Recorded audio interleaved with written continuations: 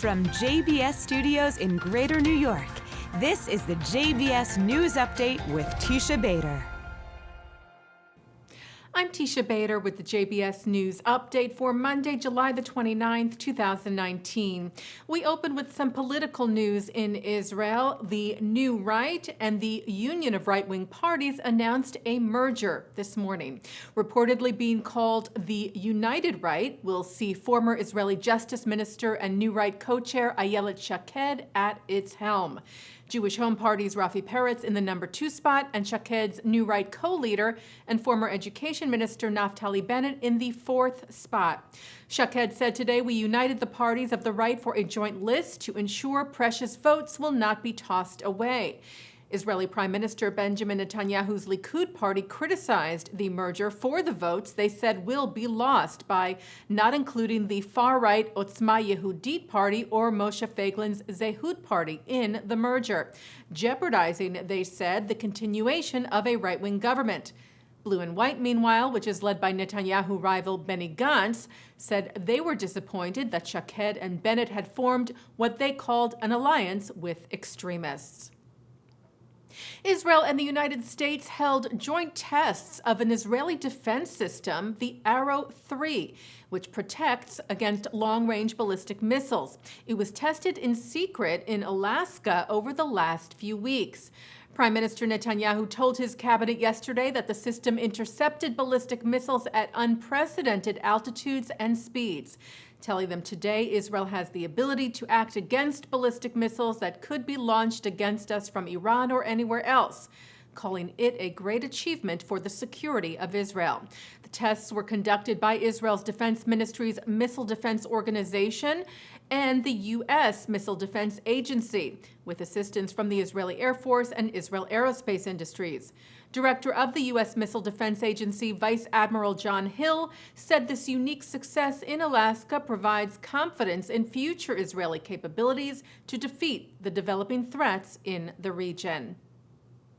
Canada's federal court ruled today that Israeli wines made in Jewish settlements in the West Ridge, commonly known as the West Bank, can no longer be labeled made in Israel. This in response to a lawsuit brought by Jewish Canadian Dr. David Kattenberg over his criticism of Israel's policies towards the Palestinians. Greece's Foreign Minister Nikos Dendias met yesterday with Israel's President Reuven Rivlin and with Prime Minister Netanyahu in Jerusalem, where they discussed bilateral economic cooperation and advancing the East Med gas pipeline project. Dendias also visited Yad Vashem, Israel's memorial to the Holocaust, and met with Greek Holocaust survivors.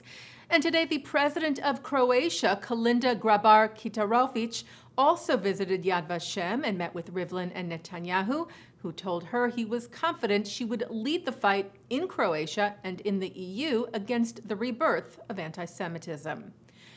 The leaders of Egypt and Jordan met today to discuss the Israeli-Palestinian conflict ahead of an expected visit reportedly this week to the region by White House senior advisor Jared Kushner and his delegation. President Abdel Fattah el-Sisi and King Abdullah II met to reaffirm their support, they said, for resuming peace talks and for a two-state solution. Well, police in Florida are investigating a shooting outside a synagogue to determine whether it was a hate crime. A 69-year-old Jewish man was injured in the leg in a drive-by shooting yesterday as he waited outside Young Israel of Greater Miami. Yeshiva World website reported that a medic from United Hatzalah was in the synagogue at the time and was able to treat the man at the scene. He was then taken to a local hospital and said to be in stable condition. The Anti-Defamation League said they were closely monitoring the situation. A plaque honoring a man who was responsible for the deportation of Jews from Lithuania during the Holocaust has been removed.